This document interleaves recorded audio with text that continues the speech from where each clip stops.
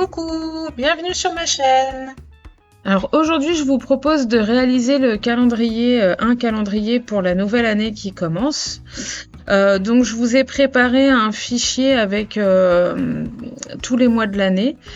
Le but étant au cours de l'année, à chaque mois, faire une petite réalisation pour illustrer le mois à venir. Hein. Donc ça, c'est à faire au fur et à mesure. Mais là déjà, avant de faire tout ça, je pars sur la construction du calendrier.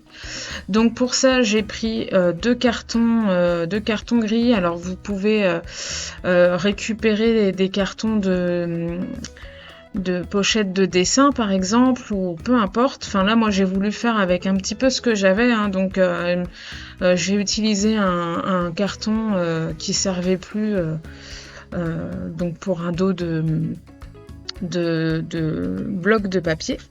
Donc j'en ai pris deux. Et ensuite, mes calendriers, là, ils sont imprimés sur du Bristol. Donc, j'ai pas voulu faire sur du Pantone ou un papier épais, ça servait à rien, parce que quand je vais faire mes illustrations tous les mois, je vais les faire sur un papier à part que je vais coller ensuite par-dessus, ça va être beaucoup plus simple. Ensuite, j'utilise un ruban blanc pour maintenir mon chevalet, hein, parce que finalement ça va ressembler à un chevalet. Et puis j'ai utilisé donc un papier, alors pour le coup un papier c'est Florence je crois, en 300 grammes pour faire la couverture de mon calendrier. Un rhodoïde pour protéger, mais enfin bon, ça c'est facultatif, hein, il n'y a pas besoin forcément d'avoir ça. Donc le ruban, et puis de la reliure, des anneaux en reliure qui sont tout attachés là par 3 pour maintenir l'ensemble, pardon. Donc là, franchement, la mise en place du calendrier, elle est pas très compliquée. C'est quelque chose, franchement, de très simple. Faut juste pouvoir imprimer son calendrier sur un papier. Alors, un papier un peu épais, parce que le papier machine, ça va être un peu léger, même si on recolle après la carte, l'illustration qu'on va faire tous les mois. Ça, c'est... voilà, il faut quand même un papier qui se maintienne un peu. Le Bristol, c'est le bon compromis. Bon, moi c'est vrai que je me suis acheté une imprimante laser pour pouvoir faire des impressions sur lesquelles je vais pouvoir utiliser de l'aquarelle après, entre autres bien sûr, hein, parce que y a toujours besoin d'une imprimante. Et donc voilà, donc là vraiment rien de particulier pour la réalisation, la mise en place du calendrier. Vous voyez bien hein, ce que je suis en train de faire. Là je fais mes trous à 1 cm du haut de mes pages. Ça se fait relativement vite. Voilà.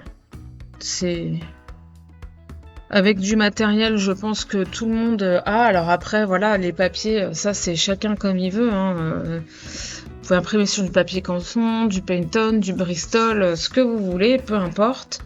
Vous voyez là mes grilles calendaires, elles sont déjà toutes prêtes. Alors je les ai fait neutres parce que comme en fonction des mois, on va pas utiliser forcément les mêmes couleurs tous les mois. Donc j'ai pris du gris du gris et puis du blanc pour faire mes grilles. Et puis voilà, rien de particulier. J'ai enlevé tous les noms dessins parce que moi je voulais pas quoi. Je voulais quelque chose de vraiment très simple. Il y a que les jours fériés et les fêtes un peu spécifiques que j'ai laissé, mais sinon rien de le plus neutre possible. Alors là, on passe à la décoration de la couverture. Donc là, ce que vous voyez pas, c'est que sur mon papier que j'ai utilisé, là que je suis en train d'utiliser, là il y a une belle grosse couche de gesso, tout simplement parce que j'étais partie sur une réalisation et en fait c'est parti un petit peu en sucette, donc je me suis stoppée. Je vous montre pas cette partie là parce que c'est pas ce qu'il y a de mieux, donc j'ai tout recouvert et donc je suis passée sur un autre une autre façon de faire mon projet. Donc je voulais absolument utiliser ce pochoir Alpha Grunge que je trouvais plutôt intéressant. Il y a des lettres et surtout des chiffres. Ce qui me paraissait plutôt pas mal pour la couverture d'un calendrier. Et donc je l'utilise avec de la pâte de structure, rien de particulier. Ça, donc, enfin voilà, c'est assez basique en termes de réalisation. Ça revient un peu à une page d'art journal, hein. Voilà, en format 4. Alors, ensuite, donc je vais utiliser des chutes de papier de la collection Sur Tension que vous voyez à droite là. Et donc ce que je fais, c'est que je choisis des couleurs de Distress Spritz. Donc je dois avoir une Chartine Mariner pour un bleu un peu assez foncé. Le Tumble Glass pour un bleu clair. Et puis le Barn d'Or. Alors le Barn d'Or en Distress Spritz, il a une couleur un peu rosée et cuivrée avec les petits pigments qui brillent là. Donc je trouvais que ça allait plutôt bien avec les papiers que j'ai choisis. Et ça fait ressortir du coup les motifs du pochoir sur la pâte de structure. Alors là, j'enlève une partie de la pâte. C'est pour que mon papier adhère mieux quand je vais le coller. Parce que forcément, s'il y a du relief, ça va être un peu plus embêtant. Ça va se voir et ça va pas faire joli. Alors au moins pour cette partie-là, j'enlève. Et ensuite, pour le reste, je vais coller par-dessus, mais c'est moins gênant.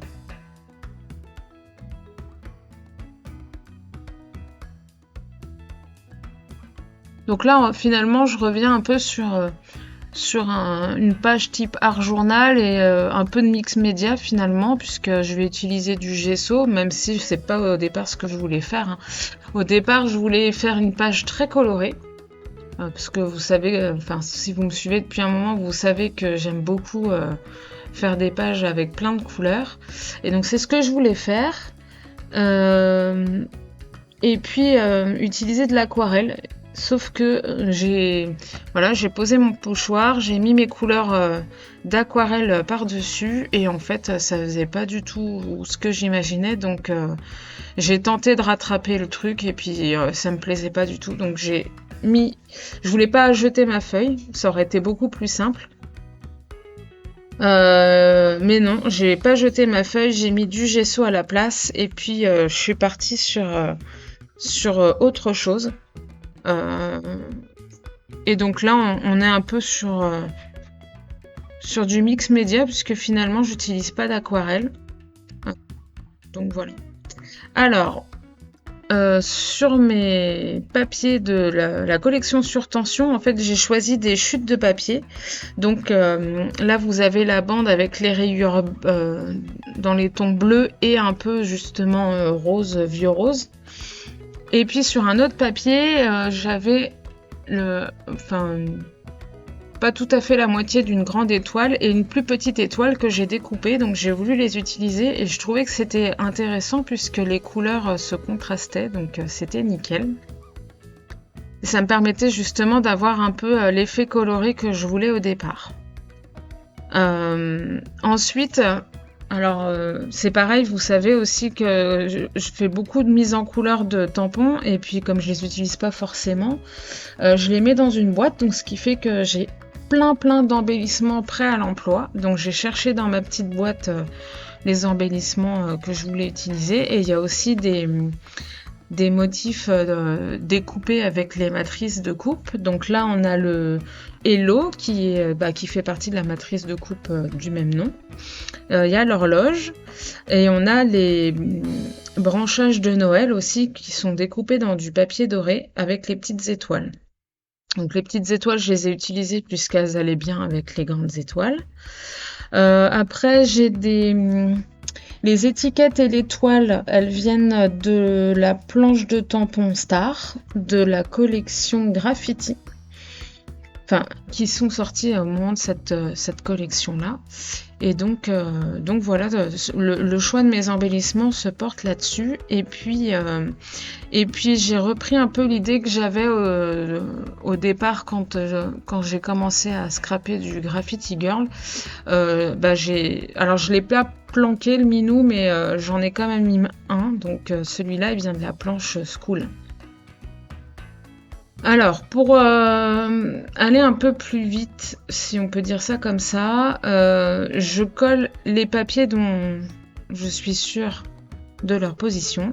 Ça, il n'y a pas de souci. Je sais que je veux qu'ils soient là. Donc, je les colle tout de suite parce que ça m'énerve en fait quand je positionne mes embellissements. Les papiers bougent tout le temps, c'est pénible. Donc, ceux-là, je suis sûre de moi, je les colle. Et les embellissements, j'ai mis 3 plombes à trouver la place de mes embellissements. C'est une catastrophe. Je passe beaucoup trop de temps. Voilà, je les avais fait hors caméra pour vite fait, pour voir un petit peu ce que ça allait donner. J'avais trouvé un truc, ça me plaisait bien. Et puis en fait, bah non, ça me plaît pas. Donc voilà, j'ai mis 3 plombes. Alors je vous ai pas montré tout le processus parce que c'est beaucoup trop long. Mais j'ai un peu galéré. J'ai essayé plein de trucs. Voilà, donc. Alors c'est pareil. Le but du jeu, c'est qu'on puisse voir toutes les étoiles. Qu'elles se détachent bien les unes des autres, qu'elles se détachent du fond. L'horloge, je veux qu'elle soit là, mais alors ça me dérange pas de la cacher un peu, mais bon, faut quand même qu'elle soit là, qu'elle soit visible.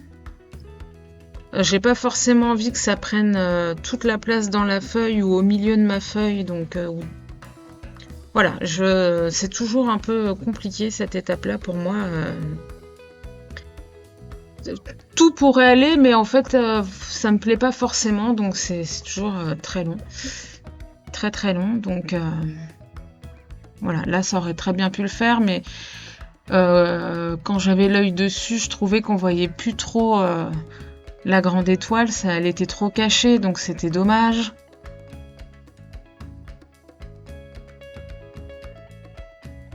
Voilà, alors après, il y a une autre problématique aussi, c'est, que je me suis imposée toute seule, c'est où je mets le 2025, puisque le but du jeu quand même c'est de faire une couverture pour un calendrier, donc il faut quand même que je mette l'année dessus, c'est mieux. Moi je voulais absolument mettre l'année, donc là ce que je fais sur ma petite chute de papier, je mets 2022, alors 2222 pardon, pour avoir la taille qu'allait prendre l'année. Savoir si je pouvais le tamponner sur une étoile, sur une étiquette, quel type d'étiquette. Finalement, là, j'ai sorti les étiquettes de la collection Il était une fois. Et je vais pas en utiliser parce qu'elles sont trop petites pour mettre l'année. Et puis du coup, ça faisait trop aussi si je voulais en rajouter un petit peu à part. Donc je vous passe tout le processus parce que c'est vraiment j'ai pris vraiment beaucoup de temps. Je suis partie faire autre chose, je crois que je suis partie manger avant de revenir dessus. Et puis en revenant, je me suis dit, alors déjà le papier gondolait pas mal. Forcément, j'ai mis au moins 3-4 couches de gesso sur un papier que j'avais aquarellé, donc ouais, en termes d'humidité, mon papier il a pris un peu quand même. Donc j'ai voulu mater mon papier sur un papier noir. Alors je le fais pas tout de suite, mais je sais que je vais le faire à la fin pour que mon papier soit le plus plat possible.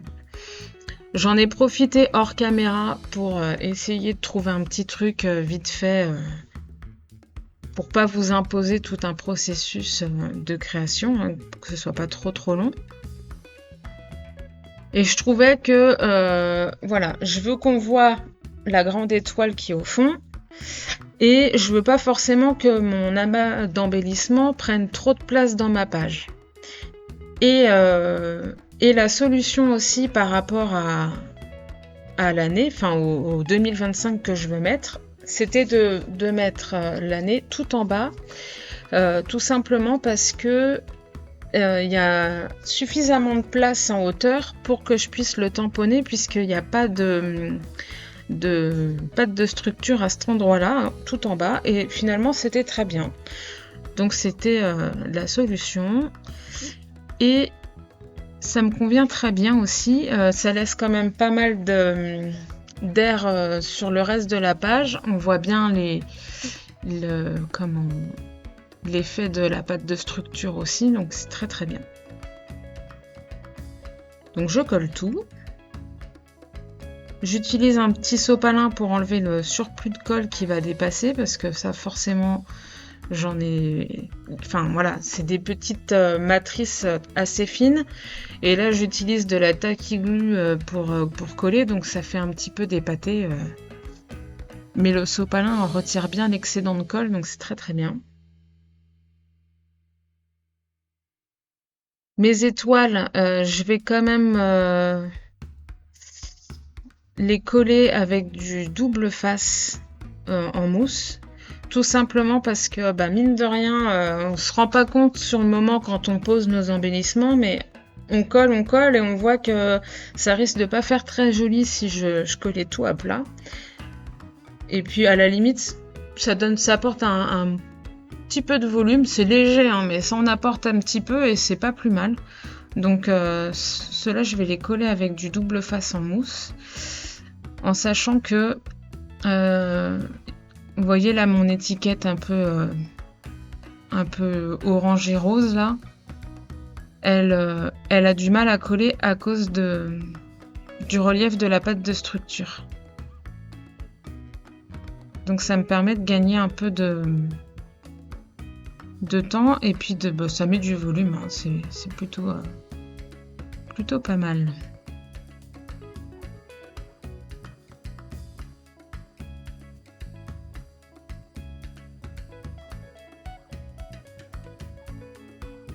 Donc voilà, tout se met en place tranquillement, presque, parce que même en ayant trouvé un truc qui me convient, je trouve quand même le moyen d'avoir du mal à les mettre comme je veux, hein.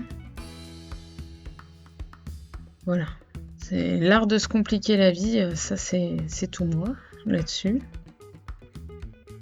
Mais bon, on approche de la fin, mais c'est quand même un peu long, hein. Je sais que je suis très très longue, et puis je pense que voilà, je me suis un petit peu arrêtée quelques temps, alors pas très longtemps, mais voilà, je pense que j'ai eu un petit coup de mou, un petit coup de fatigue, et du coup c'est vrai que le temps de se remettre bien, des fois on fait n'importe quoi. Enfin, voilà. La fin de l'année est un peu fatigante, mais je pense que tout le monde est fatigué en ce moment. Bref, on va pas se plaindre, on va continuer. Donc là, hop, je continue de tout coller. Alors, j'aime beaucoup ce dies, il est hyper sympa. Alors, je l'avais pas beaucoup, je crois que c'est la première fois que je l'utilise. J'avais préparé des découpes plein en noir, en blanc, etc. Mais c'est vrai qu'il offre pas mal de possibilités. Là, j'ai choisi de le garder plein, mais j'aurais très bien pu enlever le milieu du mot pour avoir comme le L là que je suis en train de remettre. Mais là, je voulais un hello qui se voit bien.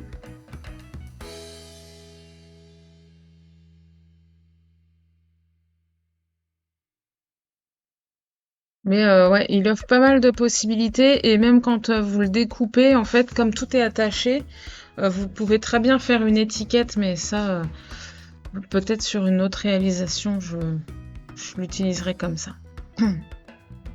Donc là, je suis contente. Je vais pouvoir tamponner mon petit 2025 en bas, et puis je sais qu'il prend pas qui va rentrer quoi. Il y a assez de place, c'est pas une étiquette, ça va pas faire bizarre, donc voilà. Le seul truc que j'ai un petit peu zappé, C'est que je tamponne sur du gesso avec de la Versafine noire et il aurait mieux valu que j'utilise mon encre archivale. Donc c'est pas grave, ça va tenir quand même, hein. Il n'y a pas de problème, c'est juste que ça va être très très long à sécher. Bon après, voilà, on est sur la couverture d'un calendrier, il va pas être manipulé tout de suite, donc logiquement je devrais être tranquille au moment venu. Voilà, alors toujours les derniers petits embellissements, là voilà, je mets 3 plombes à placer. Là j'ai quand même testé que l'encre ne bavait pas trop, donc ça va. Avec mon petit sopalin, j'ai tamponné sur mon 2025 et ça va, ça tient. Et maintenant, il reste plus qu'à coller le petit chat. Et finalement, je vais le mettre en bout de ligne. Voilà. Bon, le but du jeu, c'est pas de dormir comme lui tout le long de l'année, hein, mais j'avais envie de mettre le petit chat.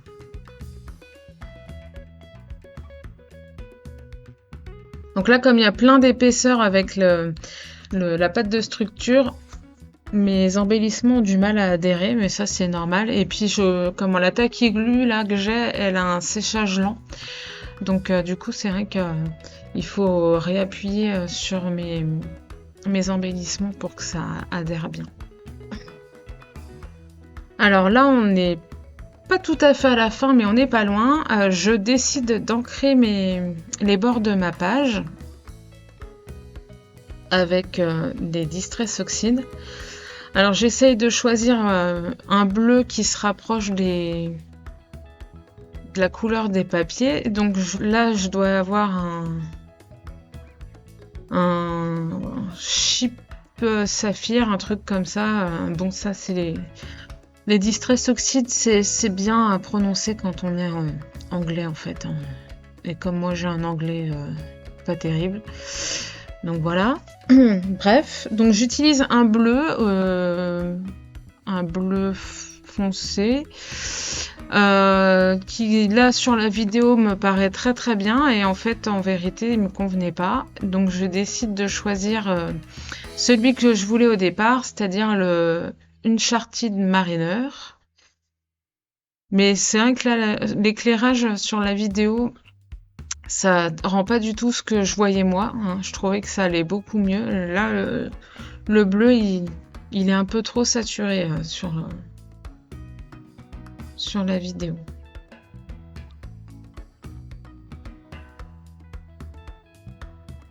Parce que ça rend pas du tout comme ça. Et puis alors, pour vraiment foncer un peu plus, je vais utiliser le Black Soot. Toujours pour ancrer les bords, parce que je trouvais que c'était trop clair. Et bon, le but du jeu, c'est que ça soit quand même plus foncé. Alors l'avantage, c'est que les Distress Oxide, elles vont se mélanger un petit peu, ce qui fait que le noir va pas être, enfin ça va pas être hyper noir comme si je l'avais utilisé tout seul.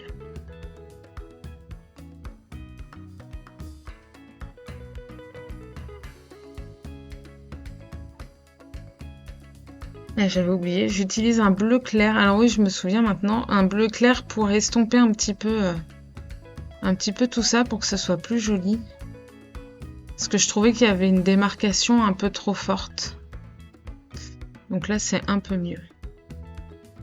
Voilà, je remets de la Tacky Glue sur le petit chat parce que il y en avait probablement pas assez, ça adhère pas très bien. Et puis pour terminer, et là pour le coup c'est vraiment la dernière étape de ma page, une fois que j'ai tout rangé. Alors c'est pas tout à fait la dernière. Là je colle pour vraiment aplatir ma feuille, je vais mettre ma page sur un papier noir qui est assez épais aussi. En fait c'est un papier aquarelle noir. Pas cher, c'est pour ça que je l'utilise pour ça. Donc je colle d'abord ma feuille, ça permettra de l'aplatir un petit peu. L'idéal ce serait de la mettre sous presse plusieurs jours, mais là j'avais pas envie, enfin j'étais un peu pressée de faire ma page. Donc je colle tout ça. avec du double face parce que justement le but du jeu c'est que ça gondole plus. Et donc la colle, bah forcément, c'est pas l'idéal pour ça. J'essaye de faire en sorte que mon contour noir soit à peu près le même un peu partout. Voilà. Et là, on n'est pas trop mal. Ça gondole un peu, mais moins quand même.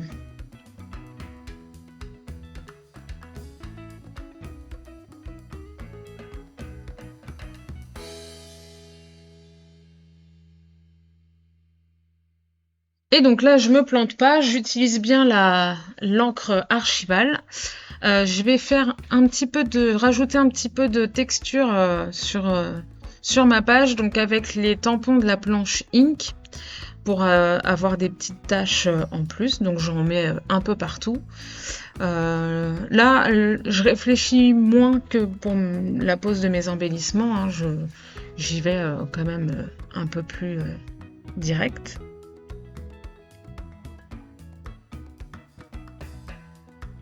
Après, la prise de risque est beaucoup... Enfin, j'en ai pas, quoi. Des tâches, je peux en mettre où je veux. C'est le principe de la tâche. C'est censé être accidentel. Donc, à la limite, c'est pas grave si j'en mets un peu partout. Faut pas trop en mettre non plus. Hein. Faut faire attention. Faut pas trop s'énerver parce qu'après, ça peut faire foirer la page alors qu'on arrive à la fin. C'est un peu dommage. Donc faut savoir s'arrêter au bon moment.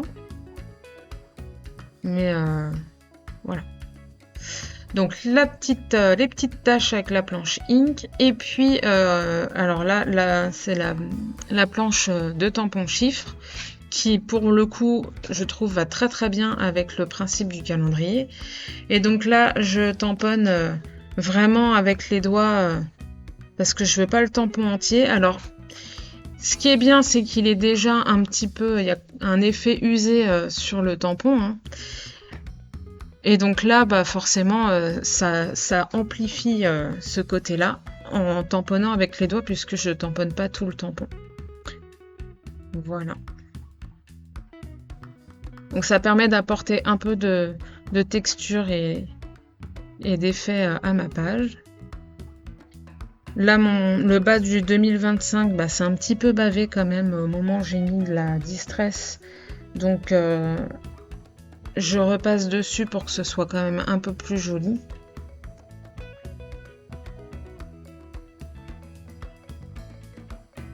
Et normalement, je pense que je m'arrête là.